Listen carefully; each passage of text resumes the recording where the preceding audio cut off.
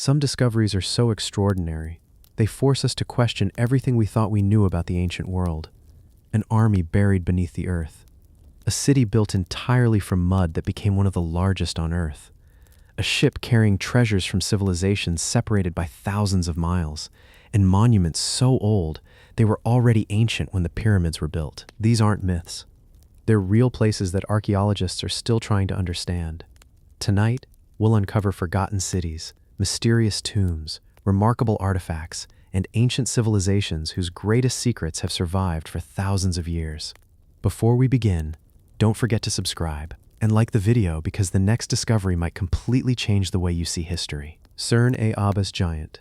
High on a grassy hillside in southern England, a giant figure stretches across the landscape. It isn't built from stone. It isn't carved into a cliff. Instead, its outline was cut directly into the white chalk beneath the earth, creating an enormous figure so large it can only be fully seen from the sky. For centuries, people have looked up at this mysterious hillside and asked the same question. Who created it, and why? Today, it is known as the Cerne Abbas giant, one of Britain's most unusual and controversial ancient landmarks. Standing over 50 meters tall, the giant dominates the rolling hills of Dorset. From nearby fields, only parts of the figure are visible, but from above, the enormous outline becomes unmistakable. A muscular man holding a massive club carved into the hillside with astonishing scale. Unlike castles or ancient villages that slowly crumble with time, the giant survives through constant care. Generation after generation, local people have cleared away grass and weeds to expose the brilliant white chalk beneath, keeping the figure visible for hundreds of years. Imagine walking across these hills long before modern roads crossed the countryside. The slopes are covered with wildflowers, and the wind moves gently through the tall grass. As you climb higher, bright white lines begin to appear beneath your feet. Slowly, they form part of an enormous human figure stretching across the hillside. Whoever created it must have planned every detail with remarkable precision. The trenches outlining the body were dug deep into the chalk before being filled with crushed white stone, creating a figure visible for miles across the valley. For generations, no one knew exactly how old the giant was. Some believed it had been carved by ancient Celtic tribes. Others thought Roman soldiers created it to honor the hero Hercules, whose club closely resembles the one held by the figure. Another theory suggested it was much younger, perhaps created during the 17th century as a political satire aimed at Oliver Cromwell. For centuries, the mystery remained unsolved. Then modern science offered an unexpected clue. Researchers used a technique known as optically stimulated luminescence dating, examining tiny grains of sediment trapped beneath the chalk. The results suggested that the giant was most likely created sometime between the late Saxon period and the early medieval era, roughly between the 7th and 11th centuries. While this ruled out some of the oldest theories, it raised entirely new questions. Why would people during the early Middle Ages create such an enormous figure? No written records from the time describe its construction. No documents explain its purpose. The giant simply appears in the landscape, as though history forgot to record its beginning. Perhaps that silence is part of its fascination. Some historians believe the figure represented strength and protection. Others think it marked an important gathering place where festivals or seasonal ceremonies once took place. Local folklore tells even stranger stories. For centuries, people believed the giant possessed magical powers connected to fertility and good fortune. Couples hoping to have children visited the hillside, convinced that spending a night near the figure would bring blessings. Whether those traditions began in ancient times or much later remains uncertain, but they became an important part of the giant's enduring legend. The Cerne Abbas giant has also survived periods when it almost disappeared completely.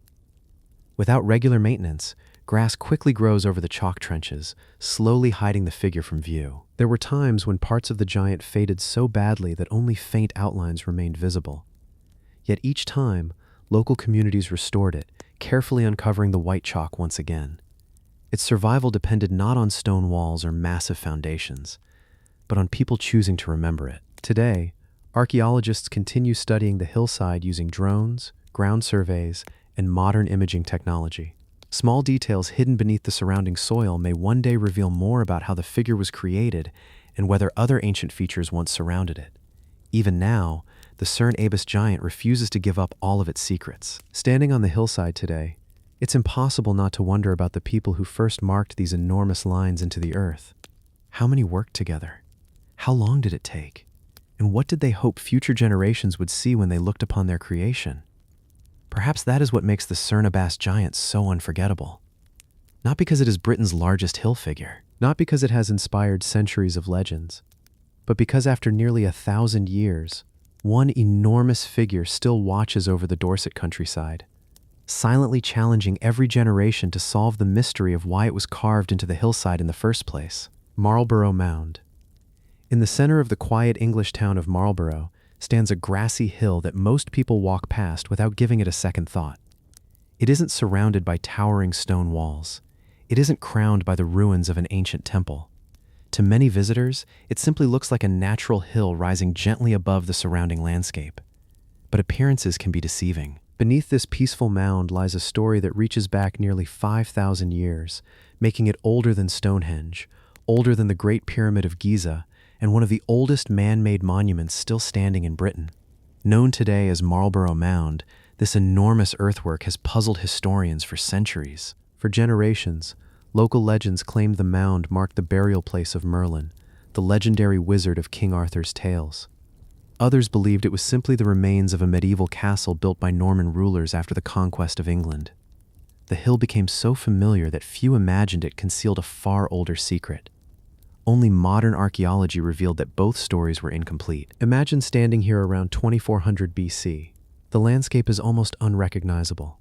Instead of roads and stone buildings, open grasslands stretch toward distant forests. Groups of prehistoric people gather on the hillside carrying woven baskets filled with chalk and earth. Others dig into the ground using antler picks and simple wooden tools. There are no horses pulling carts, no metal shovels. Every basket of soil is carried by hand, day after day, month after month. Slowly, an enormous mound begins to rise above the surrounding countryside. The project demands incredible planning and cooperation. Hundreds, perhaps even thousands, of people contribute to its construction. The finished monument towers above the valley, visible from miles away. Who organized such an ambitious undertaking remains unknown. Unlike great palaces or temples, the mound contains no written records explaining its purpose. It simply stands in silence, leaving future generations to wonder why so much effort was devoted to building it. For centuries, its true age remained hidden. Because a Norman castle was later constructed on top of the mound during the 11th century, many historians assumed the earthwork itself belonged to the medieval period.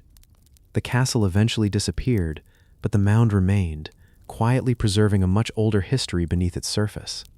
Everything changed in the early 21st century. During engineering work designed to stabilize the hill, archaeologists had an unexpected opportunity to investigate its interior. Using radiocarbon dating, they analyzed ancient organic material buried deep within the mound. The results were astonishing.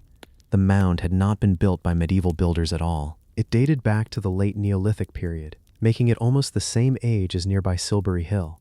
The discovery completely transformed historians' understanding of the site. It also raised new questions. Why were prehistoric communities across this part of England building enormous monuments within just a few generations of one another? Was Marlborough Mound connected to the ceremonial landscape surrounding Avebury and Silbury Hill? Did ancient processions once travel between these great earthworks? Or did each monument serve a completely different purpose? No one knows for certain. Unlike burial mounds where human remains have been discovered, Marlborough Mound has revealed very little evidence explaining why it was constructed. Some archaeologists believe it may have served as a ceremonial platform where important rituals took place high above the surrounding landscape. Others suggest it acted as a symbol of power, marking territory or bringing scattered communities together during seasonal gatherings. Its exact purpose remains one of Britain's enduring prehistoric mysteries. What is certain is the extraordinary engineering behind its construction. Thousands of tons of chalk, clay, and soil were carefully layered to create a perfectly shaped mound capable of surviving thousands of years of rain, frost, and changing landscapes. Even after later builders transformed its summit into a Norman fortress, the prehistoric monument beneath remained largely intact. Today, the mound stands quietly within the grounds of Marlborough College, surrounded by classrooms and gardens. Students walk past it every day, often unaware they are passing one of Britain's oldest surviving monuments. Beneath the grass lies the work of people who lived nearly 5 millennia ago, leaving behind no written language, no kings' names, and no explanation for what they built. Perhaps that is what makes the Marlborough Mound so remarkable. Not because it dominates the landscape, not because it hides legendary treasure, but because an ordinary-looking hill in the middle of an English town continues to guard one of prehistoric Britain's greatest unanswered questions, a monument older than the pyramids. Built by hands history can no longer name, and still standing, quietly watching the centuries pass by. Hill of Tara. Rising gently above the green countryside of Ireland is a hill that doesn't seem especially remarkable at first glance. There are no towering castles, no enormous temples, no giant stone monuments reaching toward the sky, only wide-open fields, low earthworks, and the quiet sound of the wind moving across the grass. Yet for more than 2,000 years, this hill was considered the most sacred place in Ireland. Kings traveled from every corner of the island to stand here. Ancient ceremonies were performed upon its summit, and according to legend, this was the seat of Ireland's high kings. Today, it is known as the Hill of Tara, one of the country's most mysterious archaeological landscapes. The hill overlooks the rich plains of County Meath, offering sweeping views in every direction. Its location was carefully chosen. From its summit, ancient rulers could see for miles across the surrounding countryside, a fitting place for ceremonies that symbolized power over the land itself. But the Hill of Tara is far older than the kings who later claimed it. Archaeologists believe people first began shaping this landscape more than 5,000 years ago. Long before Celtic kingdoms appeared, long before Christianity reached Ireland, communities were already building monuments across this sacred hill. Imagine arriving here nearly 2,000 years ago. Hundreds of people gather beneath a gray Irish sky. Warriors carrying spears stand beside tribal leaders wrapped in brightly colored cloaks. Musicians play horns whose echoes drift across the valley. At the center of the gathering rises a great circular enclosure surrounded by earthen banks. Priests perform ancient ceremonies while crowds watch in complete silence. For the people of ancient Ireland, this was more than a meeting place. It was the spiritual heart of the island. One of the most famous features at Tara is the Lia Fail, often called the Stone of Destiny. Standing alone upon the hill, the tall standing stone has inspired stories for centuries. According to Irish legend, when the rightful High King placed his hands upon it, the stone would cry out to announce the true ruler of Ireland. Whether anyone ever believed the legend literally is impossible to know, but it reveals just how important Tara became within Irish tradition. Across the hill lie dozens of ancient monuments, large circular earthworks, burial mounds, ceremonial enclosures, and mysterious underground passages built over thousands of years by different generations. Rather than belonging to a single period, Tara became a sacred landscape that continued evolving as new communities added their own monuments beside those already standing. One of the largest structures is known as the Rath na Riog, or the Royal Enclosure. Its enormous circular banks surround much of the hilltop, creating one of Ireland's largest prehistoric ceremonial spaces. Although the earthworks appear simple today, constructing them required moving thousands of tons of soil using nothing more than wooden tools, woven baskets, and human determination. Archaeologists continue debating exactly how these spaces were used. Some believe they hosted royal inaugurations, seasonal festivals, and legal assemblies. Others suggest many ceremonies combined politics, religion, and community life into events unlike anything we would recognize today. What everyone agrees upon is that Tara remained one of Ireland's most important ceremonial centers for centuries. Its influence reached far beyond the hill itself. Kings ruled elsewhere, but they came to Tara to confirm their authority before the people. Even after Christianity spread across Ireland, the Hill of Tara remained deeply respected. Monks recorded many of its legends, preserving stories that might otherwise have disappeared forever. Because of those writings, history and mythology became closely intertwined. Separating fact from legend is often impossible. That uncertainty has only added to the hill's enduring mystery. Modern archaeology has uncovered evidence of prehistoric tombs, ancient feasting sites, defensive earthworks, and ceremonial monuments hidden beneath the grassy landscape. Yet much of the hill remains unexcavated. Researchers continue using non-invasive technology to study what lies beneath the surface, hoping to protect the site while slowly uncovering more of its remarkable past. Today, visitors walk quietly across the same hill where kings, priests, and ordinary people gathered thousands of years ago. The monuments remain subtle, easy to overlook. But once you understand their history, every grassy ridge and shallow ditch becomes part of an extraordinary story stretching back more than 5 millennia. Perhaps that is what makes the Hill of Tara so unforgettable. Not because it holds the ruins of a great palace, not because it hides mountains of treasure, but because for thousands of years, people believed this quiet Irish hill connected the world of ordinary men with something far greater, a sacred landscape, a legendary throne of kings, and one of Ireland's oldest mysteries, still resting beneath the green hills where history and legend quietly become one. vidIQ. Dún Aonghasa Stone Fort. Perched high above the crashing Atlantic Ocean, on the edge of towering sea cliffs, stands one of Europe's most breathtaking prehistoric fortresses. There are no towering castles here, no medieval towers, no royal palaces, only massive stone walls rising from the bare limestone landscape, ending abruptly where the land disappears into a sheer cliff nearly 100 meters above the sea. It is a place that feels both beautiful and mysterious, a fortress built at the very edge of the world. Today, it is known as Dún Aonghasa, one of Ireland's greatest prehistoric monuments. Located on the island of Inishmore in the Aran Islands, the fort occupies one of the most dramatic settings imaginable. The Atlantic stretches endlessly toward the horizon. Powerful waves crash against the cliffs below. Strong ocean winds sweep across the rocky ground, carrying the scent of salt through the air. Standing here today, it's easy to understand why ancient builders chose this remarkable location. The cliffs themselves formed an almost impossible natural defense. Only one side of the fort needed protection. Imagine arriving here nearly 3,000 years ago. The sea roars below as smoke rises from fires burning inside the stone enclosure. Warriors keep watch across the ocean while fishermen pull small boats onto the rocky shoreline far beneath the cliffs. Children run between roundhouses built inside the protective walls, while craftsmen shape stone tools and repair wooden shields.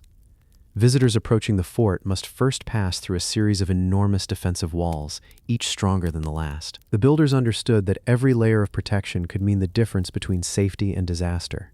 Dún Aonghasa was constructed over several centuries, beginning during the Late Bronze Age or Early Iron Age. Rather than being built all at once, the fortress slowly expanded as new generations strengthened its defenses. Today, 4 massive concentric stone walls still surround the inner enclosure, creating one of the finest examples of prehistoric military architecture anywhere in Europe. Perhaps the fort's most unusual feature lies just outside its walls. Stretching across the rocky ground is a vast field of sharp, upright limestone slabs known as a chevaux de frise. Thousands of pointed stones were deliberately placed into the earth, creating an almost impossible obstacle for anyone attempting to attack the fortress. An advancing enemy would have been forced to move slowly through this dangerous maze while defenders watched from the safety of the walls above. Even today, walking through the stone field requires careful footing. It remains one of the earliest and best preserved defensive systems of its kind. What happened inside the fort, however, remains far less certain. Some archaeologists believe Dún Aonghasa served as a permanent settlement where families lived throughout the year.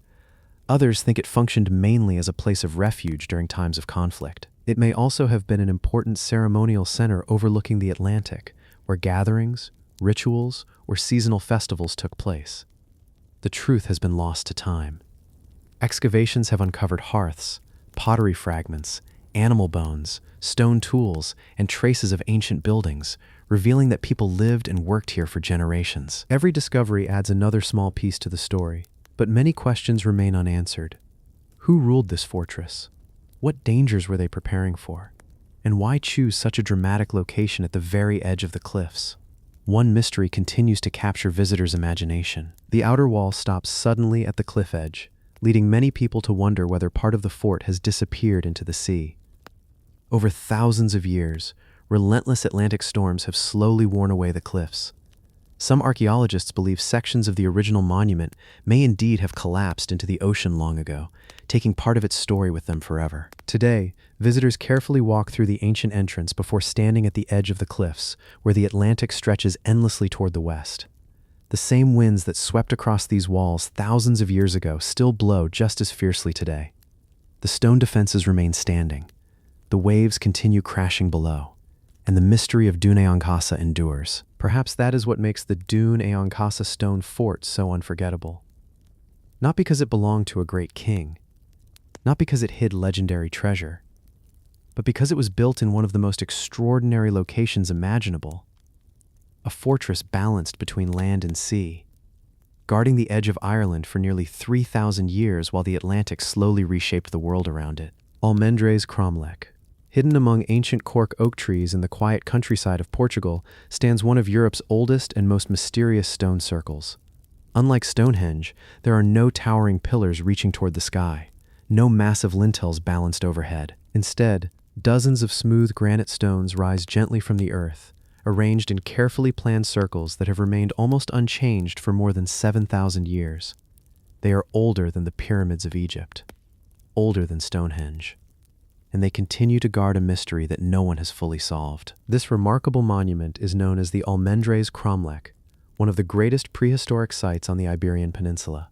Located near the city of Evora, the monument sits on a peaceful hillside overlooking rolling forests and open fields.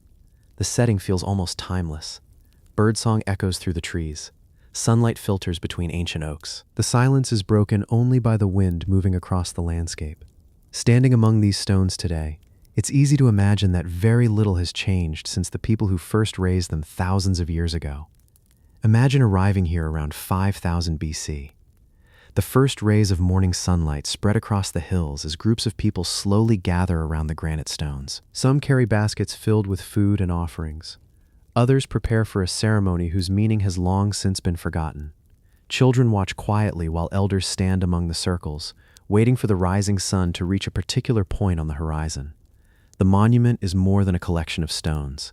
It is a place where nature, time, and belief come together. Archaeologists believe the monument was built in several stages over many centuries. At its largest, more than 90 standing stones formed a series of oval and circular arrangements, carefully positioned across the hillside. Many of the stones were shaped before being placed upright, while others were carved with mysterious symbols that can still be seen today. Some display simple lines. Others contain circles, geometric patterns, or markings whose meanings disappeared thousands of years ago. Perhaps they represented clans. Perhaps they marked important ceremonies. Or perhaps they recorded beliefs that can no longer be understood. One of the most fascinating aspects of Almendres Cromlech is its possible connection to the sky. Researchers have noticed that certain stones appear to align with the sunrise during important times of the year, particularly around the solstices. If this was intentional, the monument may have served as one of Europe's earliest astronomical observatories, allowing prehistoric communities to follow the changing seasons long before written calendars existed. Knowing when winter would end or when planting season should begin could have been essential for survival. Building such a monument was no simple task. Many of the granite stones weigh several tons. Without metal tools, wheels, or draft animals, prehistoric builders somehow transported them across the countryside before carefully raising them into position. The project would have required remarkable planning, cooperation, and determination. It was the work of an organized community with a shared purpose. Yet despite decades of research, the monument refuses to reveal exactly why it was built. There are no temples nearby, no written records, no surviving stories from the people who created it. Only the stones remain, silent witnesses to ceremonies, gatherings, and moments that vanished thousands of years ago. For centuries, Almendres Cromlech rested quietly beneath the trees, gradually becoming hidden by vegetation as history moved on. Unlike many famous monuments that remained in constant use, this ancient sanctuary slowly disappeared from memory until archaeologists and local researchers began studying it again during the 20th century. Today, visitors wander peacefully between the weathered stones, following pathways that ancient people may have walked more than 7 millennia ago. The monument still overlooks the Portuguese countryside exactly as it did when the first builders chose this remarkable hillside. And every sunrise continues to cast long shadows across the granite circles, just as it has for thousands of years. Perhaps that is what makes the Almendres Cromlech so extraordinary. Not because it is the largest stone circle in Europe, not because it hides buried treasure, but because it reminds us that long before great kingdoms, written languages, or famous monuments existed, people were already looking toward the heavens, building places that connected the earth, the sky, and the mysteries they believed lay between them. Kanheri Caves. Hidden deep within the forests of present-day Mumbai lies an ancient city carved not from stone blocks, but from the mountain itself. At first, all you hear is birdsong echoing through the trees. Sunlight filters through the dense forest canopy while narrow paths wind quietly uphill. Nothing prepares you for what waits beyond the next bend. One after another, Enormous cave entrances appear in the rocky hillside. Some are simple chambers. Others are vast halls supported by towering stone pillars. Together, they form one of the largest rock-cut monastic complexes ever created in Asia. This extraordinary place is known as the Kanheri Caves, a remarkable monument that has survived for nearly 2,000 years. Today, more than 100 caves are spread across the hills of what is now Sanjay Gandhi National Park. But long before Mumbai became one of the world's largest cities, these forests were home to monks, scholars, travelers, and merchants who journeyed here from across ancient India. Imagine arriving here around the 2nd century AD. The forest is alive with the sounds of monkeys and birds while monks dressed in simple robes slowly climb the stone pathways carrying water and food. Inside the caves, quiet voices recite sacred teachings as students gather beneath tall stone columns to learn philosophy, meditation, and Buddhist scriptures. Nearby, skilled craftsmen carefully carve new chambers into the hard volcanic rock. Every strike of the hammer echoes through the valley. Generation after generation, the mountain slowly transforms into a thriving center of learning. Unlike many ancient temples built from separate blocks of stone, the Kanheri Caves were carved directly into the basalt hillside. Builders removed thousands of tons of solid rock to create prayer halls, meditation cells, courtyards, stairways, and enormous gathering spaces. Once carved away, there was no room for mistakes. Every pillar, doorway, staircase, and sculpture had to be planned before the first cut was made. One of the most impressive structures is the Great Chaitya Hall, a magnificent prayer chamber with soaring stone columns leading toward a large stupa carved from the living rock. Standing inside, the silence is remarkable. The ceiling arches high above while sunlight enters through a large horseshoe-shaped window, filling the hall with a soft, natural glow. Even today, the cave possesses an atmosphere of peace that has changed very little over the centuries. Another remarkable achievement lies outside the caves. The monks developed an advanced system for collecting rainwater throughout the year. Channels carved into the rock directed monsoon rain into carefully designed cisterns positioned beside nearly every cave. These reservoirs provided fresh water even during the dry season, allowing hundreds of people to live here comfortably despite the challenging landscape.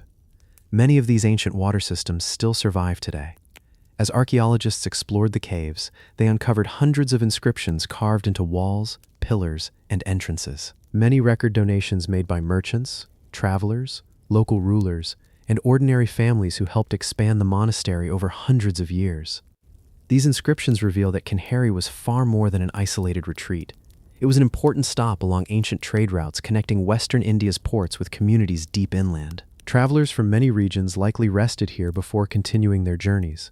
The caves also preserve beautiful sculptures of the Buddha, bodhisattvas, and intricate carvings added as Buddhist art evolved through the centuries. Early caves remain simple and undecorated, while later chambers display increasingly elaborate statues and architectural details, allowing historians to trace centuries of religious and artistic development in a single location.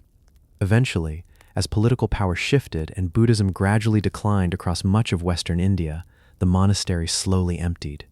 The sound of prayers faded. The classrooms fell silent. Nature gradually reclaimed the surrounding hills while the caves patiently waited beneath the forest. Unlike many ancient cities destroyed by war or natural disasters, Kanheri simply slipped into history. Its stone halls remained almost exactly as their builders had left them. Today, visitors climb the same ancient steps once used by monks nearly 2,000 years ago. The cool cave chambers still offer shelter from the tropical heat. The rainwater reservoirs continue collecting monsoon rains. And the towering prayer halls remain carved into the mountain, standing as remarkable examples of human skill and devotion. Perhaps that is what makes the Kanheri Caves so extraordinary. Not because they belonged to powerful kings, not because they concealed priceless treasure, but because they transformed an ordinary hillside into a city of knowledge, meditation, and learning. A place where generations of people carved not only stone, but a lasting chapter in the history of ancient India. Casas Grandes of Paquimé. In the deserts of northern Mexico lie the remains of a city that few people have ever heard of. There are no towering pyramids, no colossal statues, no massive stone temples rising above the landscape. Instead, hundreds of rooms built from earth slowly emerge from the desert floor, forming what was once one of the largest and most sophisticated settlements in North America. At first glance, the ruins seem surprisingly simple. But beneath the crumbling adobe walls lies the story of a civilization that connected distant cultures across an entire continent. This remarkable place is known as Casas Grandes, or Paquimé. Nestled in a broad desert valley surrounded by rugged mountains, Paquimé flourished between the 13th and 15th centuries. Long before European explorers arrived in the Americas, this thriving city had already become an important center of trade, engineering, and craftsmanship. Its location placed it between the civilizations of present-day Mexico and the ancient cultures of the American Southwest, allowing ideas and goods to travel hundreds of miles through its busy streets. Imagine arriving here around the year 1350. The desert air is warm as merchants enter the city carrying turquoise, seashells, copper bells, colorful parrots, pottery, and woven textiles collected from distant lands. Children run through narrow passageways between multi-story adobe buildings while craftsmen carefully shape elegant ceramic vessels inside shaded workshops. Smoke rises from cooking fires as the sound of macaws echoes across the settlement. The city feels alive, organized, prosperous. Unlike many settlements of its time, Paquimé was carefully planned. Large apartment-like buildings contained hundreds of interconnected rooms, some rising 3 or even 4 stories high. Stone-lined courtyards linked neighborhoods together, while wide plazas created gathering spaces for markets, ceremonies, and daily life. The builders also developed an impressive system of canals and reservoirs that carried precious water through the city, allowing people to thrive in an otherwise dry and challenging environment. One of the site's greatest mysteries involves its unusual architecture. Many doorways were built in distinctive T-shaped designs, a feature also found in ancient settlements hundreds of kilometers to the north. Archaeologists continue debating what these unusual entrances represented. Were they simply practical? Did they hold religious meaning? Or were they symbols connecting different cultures through shared traditions? No one knows for certain. Perhaps the most surprising discovery at Paquimé was its connection to tropical birds. Excavations uncovered large breeding enclosures where brilliant scarlet macaws were raised in the middle of the desert. These colorful birds were highly prized across ancient Mesoamerica, and their vibrant feathers were used in ceremonies, royal clothing, and religious rituals.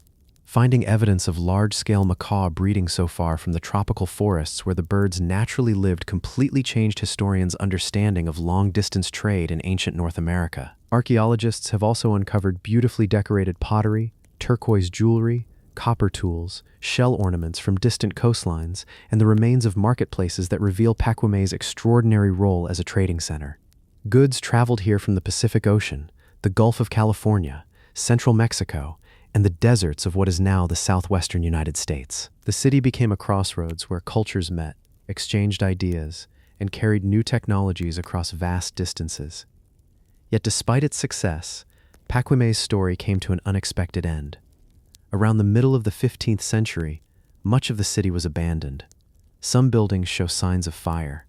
Others were simply left behind. Whether drought, conflict, changing trade routes, or political instability caused its decline remains uncertain. The people disappeared, leaving behind empty courtyards and silent adobe walls slowly reclaimed by the desert. For centuries, the city rested beneath drifting sand and dust. Travelers occasionally passed the mysterious ruins without realizing they were walking through one of North America's greatest archaeological sites. When systematic excavations finally began during the 20th century, archaeologists uncovered an astonishing city that challenged long-held assumptions about the ancient cultures of the region. Today, visitors wander through the maze of adobe buildings, plazas, workshops, and ceremonial spaces that once formed the heart of Paquimé. The surrounding desert remains much as it was centuries ago.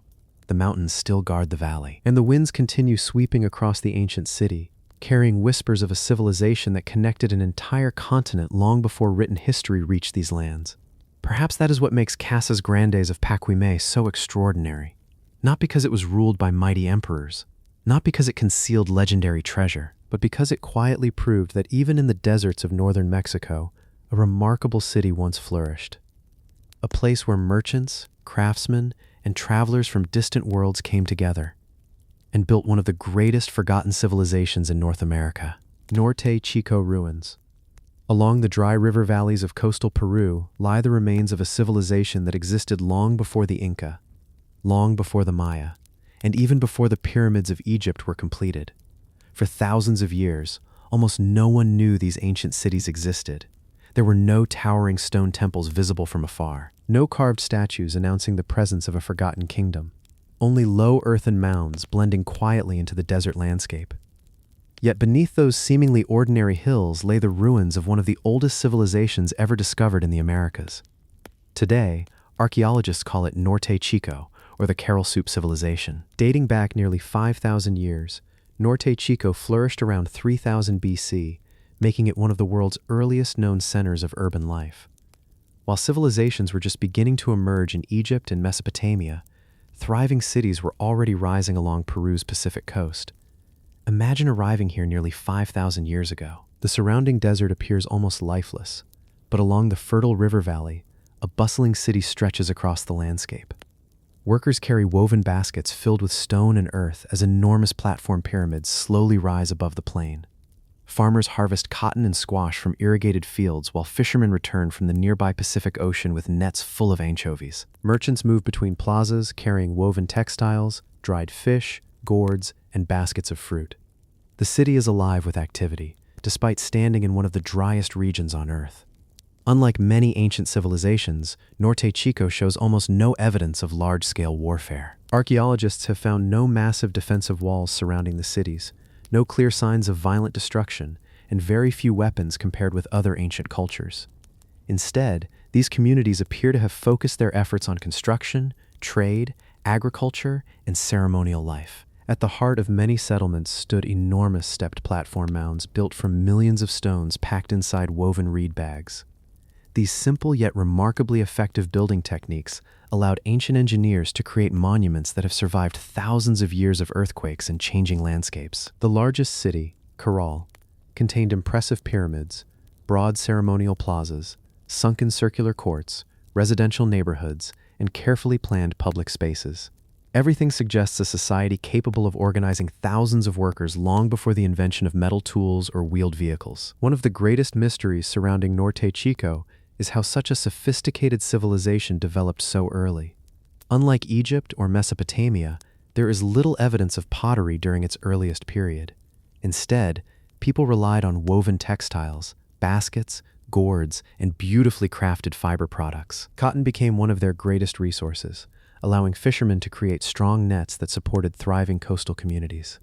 Fish from the Pacific, combined with crops grown along fertile river valleys, created an economy unlike any other early civilization. Archaeologists have uncovered flutes carved from pelican and condor bones, suggesting that music played an important role in ceremonies held within the great plazas. Imagine hundreds of people gathering as the sound of ancient instruments echoes between the pyramids while smoke from ceremonial fires rises into the evening sky.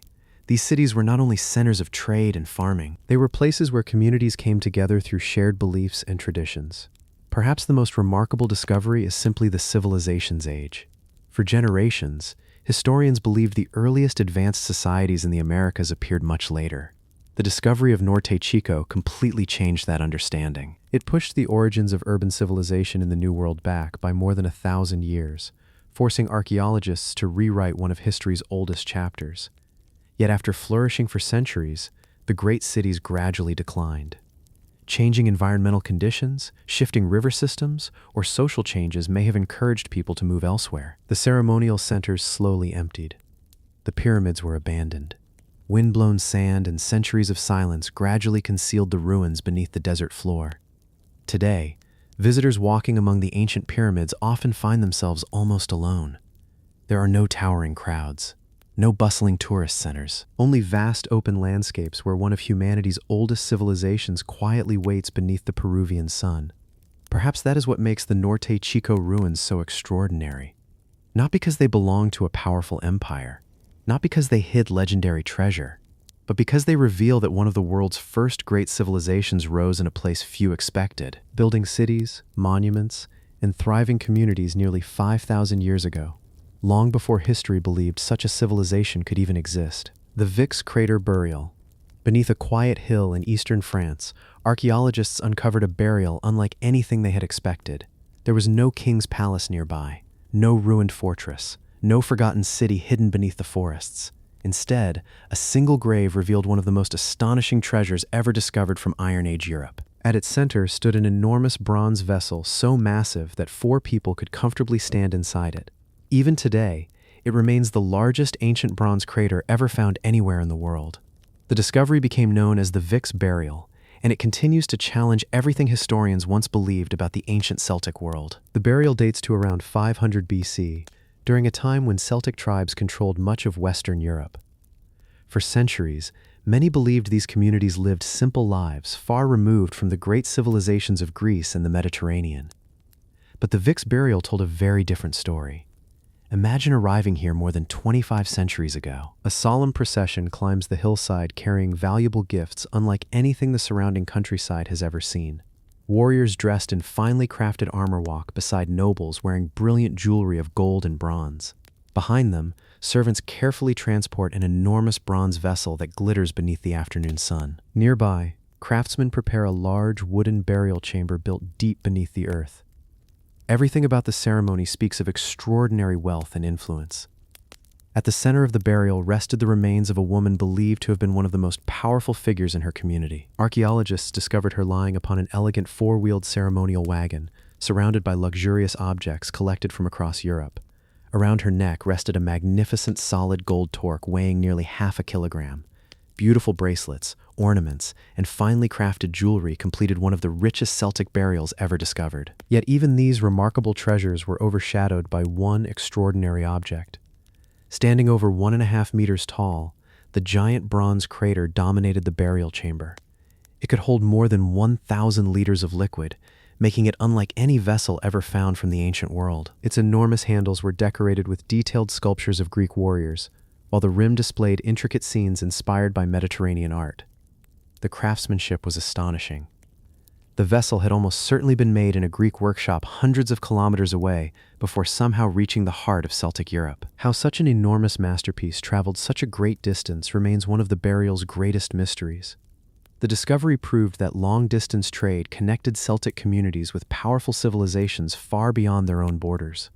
Luxury goods moved across mountains, rivers, and forests through trading networks that stretched from the Mediterranean deep into Western Europe. The woman buried at Vix was clearly someone of exceptional importance. Many archaeologists believe she ruled as a powerful regional leader, controlling valuable trade routes that passed through eastern France. If true, the burial challenges older assumptions that Iron Age Europe was dominated entirely by male rulers. Instead, it suggests that women could also hold extraordinary political and economic power within Celtic society. As archaeologists carefully excavated the chamber, they uncovered imported pottery, bronze drinking vessels, elegant jewelry, and the remains of a magnificent ceremonial wagon. Every object reflected status, wealth, and international connections. Nothing about the grave suggested an isolated tribal settlement. Instead, it revealed a sophisticated society participating in one of Europe's earliest long-distance trading networks. Yet many questions remain unanswered. Who exactly was the woman buried beneath the mound? How did she acquire such remarkable treasures? And why was a priceless Greek masterpiece placed inside her tomb rather than preserved for future generations? History offers no clear answers. Only the silent objects remain. For more than 2,000 years, the burial rested undisturbed beneath its earthen mound. Empires rose. Kingdoms disappeared. The forests changed. Yet beneath the soil, one of Europe's greatest archaeological discoveries waited patiently to be found. When the tomb was finally excavated during the 20th century, it completely transformed historians' understanding of Iron Age Europe. It revealed that the Celtic world was far richer, more connected, and more sophisticated than anyone had previously imagined. Today, the treasures of the Vix burial continue to amaze visitors and researchers alike. The enormous bronze crater still stands as one of archaeology's greatest masterpieces, while the golden jewelry reminds us of the remarkable woman whose identity has been lost to time. Perhaps that is what makes the Vix crater burial so extraordinary. Not because it contained mountains of gold, not because it belonged to a famous queen, but because a single forgotten grave beneath the French countryside quietly revealed an ancient world connected by trade, craftsmanship, and ambition long before history expected it to exist. A silent burial mound, a bronze vessel unlike any other, and a mystery that continues to reshape our understanding of Europe's distant past. Amphipolis Tomb. Hidden beneath a quiet hill in northern Greece lies one of the most mysterious archaeological discoveries of the 21st century. For centuries, the mound appeared to be nothing more than part of the landscape. Covered with grass and scattered trees, it gave little hint of what rested beneath its surface. But when archaeologists began excavating the hill, they uncovered a monument so grand that it immediately captured the world's attention. Massive marble walls, magnificent stone sculptures, beautiful mosaic floors, and a burial chamber unlike any other discovered in modern Greece. This extraordinary site became known as the Amphipolis tomb. Located near the ancient city of Amphipolis, the enormous burial mound dates to the years following the death of Alexander the Great, one of history's most famous conquerors. Almost immediately, a question spread around the world. Who was buried inside? Imagine arriving here more than 23 centuries ago. The Macedonian kingdom is at the height of its power. Across the countryside, workers transport blocks of brilliant white marble while skilled craftsmen carve elaborate decorations with astonishing precision. A great circular wall slowly surrounds an enormous earthen mound. At the entrance, two towering stone sphinxes are carefully placed to guard whoever will one day rest inside. Every detail suggests that this monument is being built for someone of exceptional importance. As archaeologists slowly removed centuries of earth, they uncovered one remarkable chamber after another. Beyond the entrance stood two magnificent caryatids, graceful female statues carved from marble, standing silently as guardians of the inner passage. Their flowing robes, delicate hairstyles, and lifelike expressions revealed extraordinary craftsmanship that rivaled the finest sculptures of ancient Greece. Farther inside, another breathtaking discovery awaited. Covering the floor was an enormous mosaic depicting Hades, the god of the underworld, carrying Persephone away in his chariot. Tiny colored stones formed a masterpiece of remarkable detail, preserved beneath the earth for more than 2,000 years. The artwork was not chosen by chance. Its imagery symbolized death, the journey into the afterlife, and perhaps the importance of the individual buried within the monument. Every new discovery seemed to raise even more questions. The burial mound itself was enormous, measuring nearly 500 meters in circumference. It was surrounded by a beautifully constructed marble wall built from fine limestone and marble brought from distant quarries. Constructing such a monument required immense wealth, skilled labor, and careful planning. Only someone of extraordinary status could have inspired such an ambitious project. Naturally, speculation spread rapidly. Could this be the lost tomb of Alexander the Great himself? Most historians quickly dismissed the idea, since ancient sources place Alexander's final resting place in Egypt.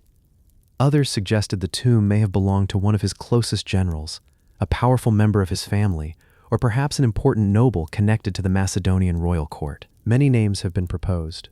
None have been proven. When archaeologists finally reached the central burial chamber, they uncovered human remains along with fragments of wooden coffins, decorative objects, and evidence that the tomb had been disturbed in antiquity.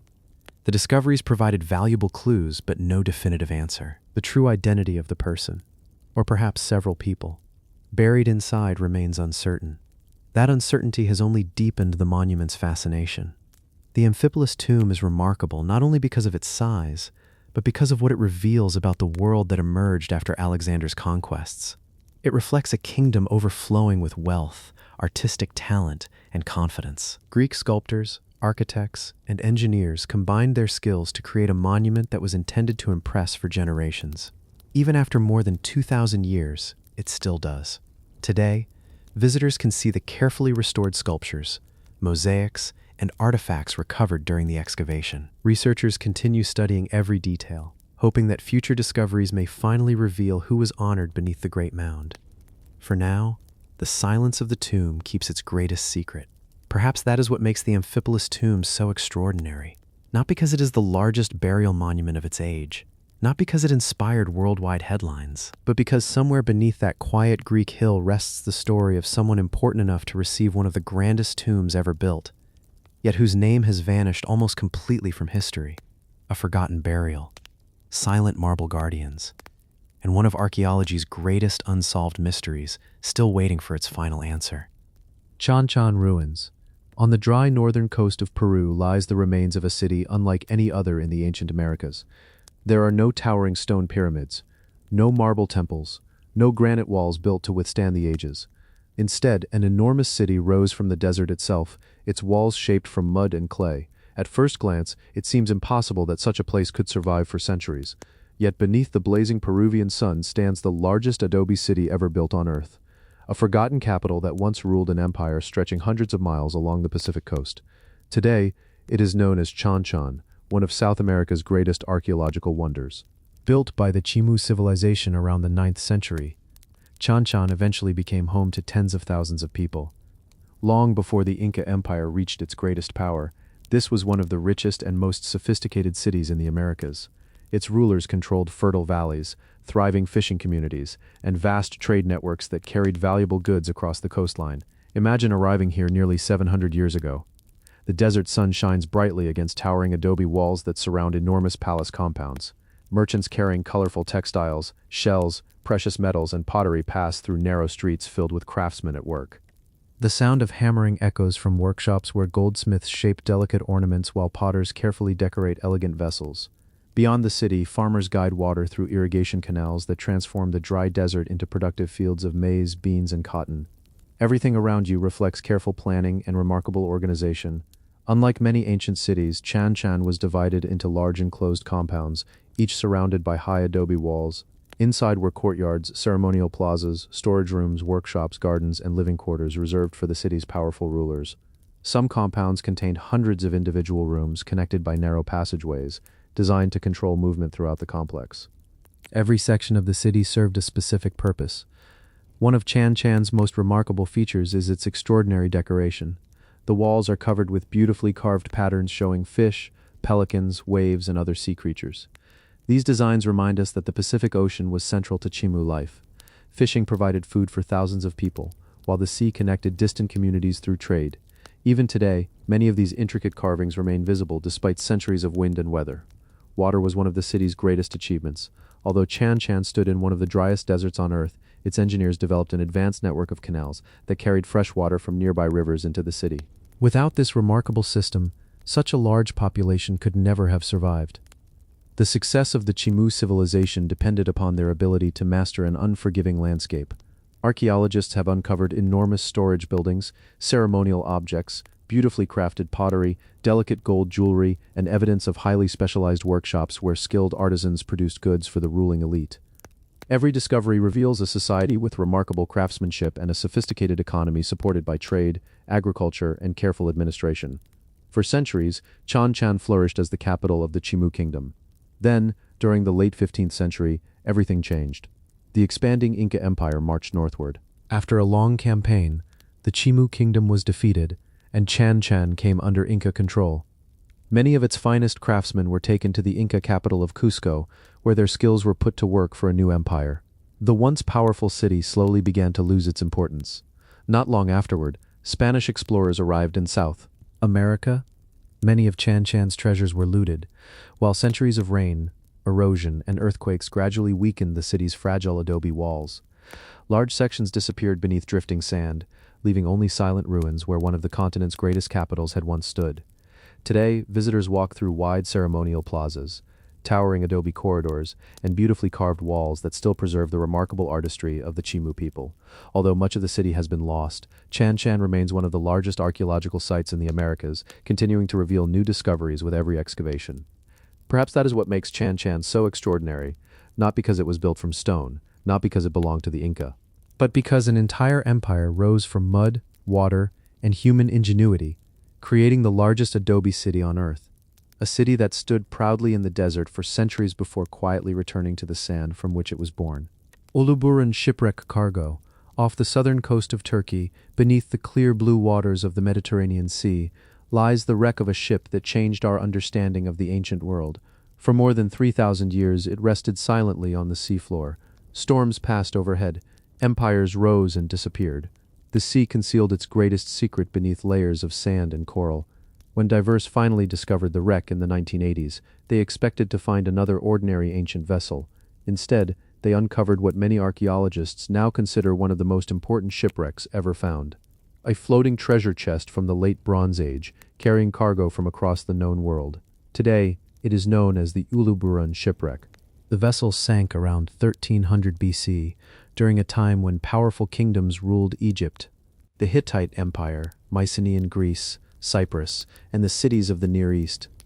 Long before the Roman Empire or classical Greece existed, merchants were already sailing across the Mediterranean, linking distant civilizations through trade. The Uluburun ship became a remarkable snapshot of that forgotten world. Imagine standing aboard the ship on a calm summer morning. The wooden vessel creaks gently as its sail catches the warm Mediterranean wind. Below deck, the cargo is packed with extraordinary care. Rows of heavy copper ingots are stacked beside shining blocks of tin. Large ceramic jars hold olive oil, wine, and fragrant resins. Ivory tusks from African elephants rest beside colorful glass ingots glowing blue, purple, and turquoise in the sunlight.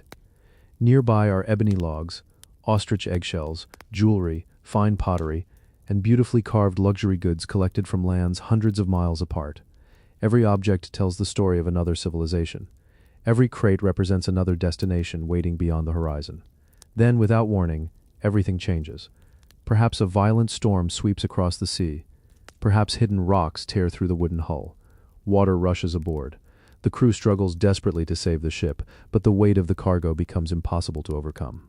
Slowly, the vessel slips beneath the waves, carrying one of history's greatest collections of ancient trade goods into the darkness. For more than 3,000 years, no one knows where it lies. Everything changes in 1982. A sponge diver exploring the waters near Cape Uluburun notices strange metal objects scattered across the seabed. At first, they resemble ordinary rocks, but archaeologists soon realize they are copper ingots, perfectly preserved beneath the sea. What followed became one of the largest underwater excavations ever attempted.